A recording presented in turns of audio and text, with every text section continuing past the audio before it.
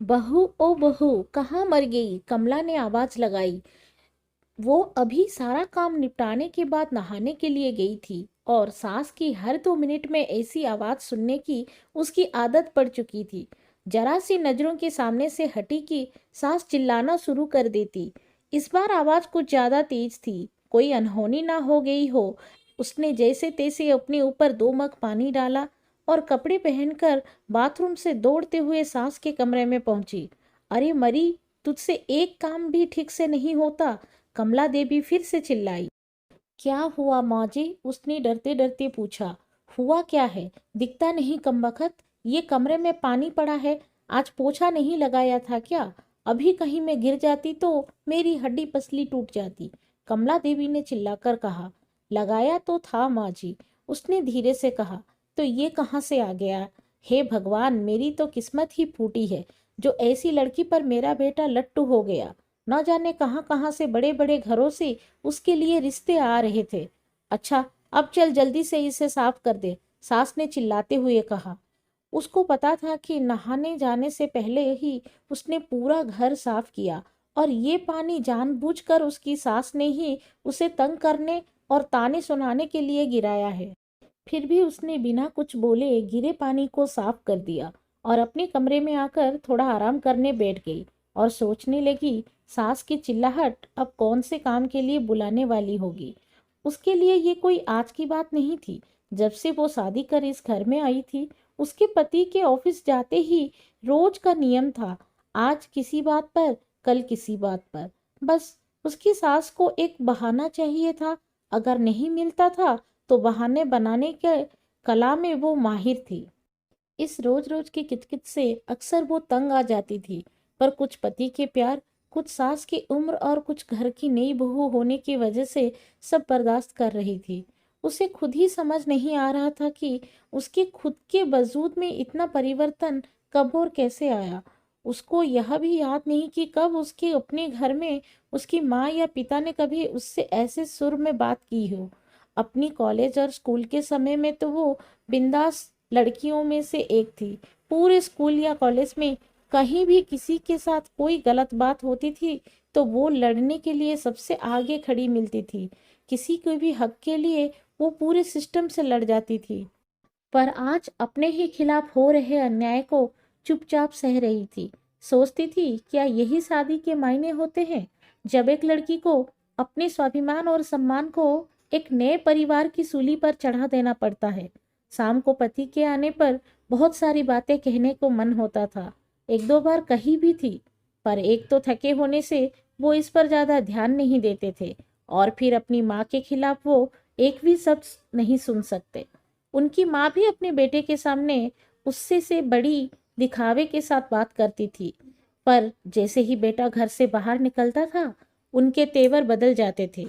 उसे समझ में ही नहीं आता था कि एक इंसान पल भर में दो तरह का व्यवहार कैसे कर सकता है।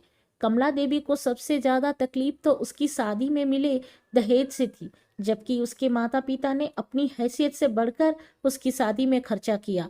लेकिन दहेज में या फिर दूसरे से कुछ भी मुफ्त में मिलने की उम्मीदों और अभिलाषाओं का कोई अंत नहीं होता। हर चीज कम लगती है और उसके आने पर सबसे पहले उन्होंने घर की महरीन को छुट्टी कर दी और घर में उसके कदम रखते ही हाथों की मेहंदी का रंग छूटने के पहले ही बाकी कामों के अलावा बाई के सारे काम भी उसके ऊपर आ गए। और कमला देवी ने कभी भी उसे एक नौकरानी से ज्यादा नहीं समझा। कुछ ऐसे ही जिंदगी कट रही थी उसकी। रोज कोई नया बखेड़ा खड़ा होता था और वो रोज शांतिपूर्वक उन्हें संभालने की कोशिश करते हुए सोचती थी कि जल्द ही उसे अपने पति और सास के साथ बैठकर शांति से इसका हल निकालना पड़ेगा। पर बस रोज की ऐसी दिनचर्या में सबके साथ बैठकर बात करने का समय नहीं मिल पा रहा था। एक दिन वो रोज की तरह सुबह झाड़ू लगा रही थी, जब कमला देवी अपने बिस्तर के किनारे बैठी स्वेटर बुन रही थी। अचानक जैसे ही बहू झाड़ू लगाते लगाते उसके पास पहुंची, उसने बिना कुछ देखे बहू को जोर से लात मारी और चिल्लाई, अरे कुछ अकल भी है या घास चरने गई है? जब मैं कुछ कर रही होती हूँ तभी तुझे काम सूझता है। अभी ही मेरे कमरे में झाड़ू लगनी थी तुझे। क्या तुझे नहीं पता कि मुझे धूल से कितनी एलर्जी है? आज का नया बहाना था उसे तंग करने का। क्योंकि घर में रोज ही ऐसे ही काम होते थे और पहले कभी भी ऐसी कोई बात नहीं हुई थी। फिर वो भी अपनी सास के व्यवहार को जानते हुए बहुत संभल के काम करती थी। वो उनके द्वारा दिखाई जगह पर सफाई के लिए जैसे ही थोड़ा झुकी, ना जाने किस झोंके में कमला देवी ने जोर से पैर चलाया और वह बहू के कंधे पर जा लगा। जब तक वो खुद को संभालती, उसका सिर सामने की दीवार से टकराया और गिर पड़ी। कमला देवी चिल्ला उठी, क्या हुआ कलमुही, मर गई क्या? उठ क्यों नहीं रही? बचा हुआ काम कौन करेगा? चल उठ। वो उनकी कुछ बातें सुन तो रही थी पर समझ में कुछ नहीं आ रहा था और बड़ी हिम्मत करके जैसे तैसे वो उठने की कोशिश कर रही थी कि कमला देवी ने फिर ठोकर मार दी और सिर दोबारा दीवार से टकरा गया। इस बार बहू बेहोश हो गई थी। सास बड़बड़ाते हुए उसे कोसती रही। जब नहीं उठी तो कमला देवी के हाथ पांव फूलने लगे और तुरंत अपने बेटे को घर आने के लिए फोन किया। पति उसे तुरंत हॉस्पिटल ले गया तो कमला देवी भी साथ साथ आई और एडमिशन कराने के समय भी बड़बड़ाई जा रही थी। सब पता है इसके क्रिया चरित्र का, सब करके कराने के और मुझे तंग करने के नाटक है। इससे घर में कोई काम न करना पड़े और हम सब इसकी सेवा करें। यूं तो उनका बेटा काफी दिनों से घर में जो चल रहा था सब देख और समझ रहा था, पर आज माँ के ऐसे व्यंग देखकर कुछ ज्यादा ही परेशान हो गया।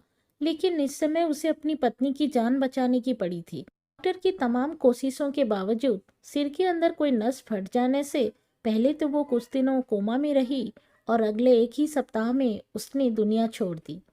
वक्त के साथ साथ बातें कहाँ छुपती है। धीरे धीरे पड़ोसियों की जुबान पर उसके प्रति कमला देवी की बुरे बर्ताव की बातें सामने आने लगी, जिसमें कमला देवी के बेटे का भी नाम आ ही जाता था। और जब उसको लेकर बातें कुछ ज्यादा बढ़ने लगी तो उनसे तंग आकर एक दिन कमला देवी के इकलौते बेटे ने पंखे से लटक कर सुसाइड कर ली। अब पूरे घर में दिन भर सन्नाटा रहता था। कमला देवी कुछ दिनों तक लोगों को दिखाई पड़ती रही और अक्सर घर के अंदर से उनकी आवाजें सुनाई पड़ती थी। अरे कलमुही कहाँ मर गई? मेरे बेटे को भी साथ ले गई। चल जल्दी आजा बहू, घर बहुत गंदा पड़ा है। चल थोड़ा झाड़ू पोछा कर दे। फिर उसी लय में रोते रोते उनकी आवाज सुनाई पड़ती थी। बहुत अच्छी बहू थी, कभी शिकायत नहीं करी उसने। अभी हॉस्पिटल में है, इलाज चल रहा। मेरी वजह से उसका सिर फट गया था ना। मेरे बेटा भी उसके पास है, लेकिन अब तो वो ठीक हो गई होगी।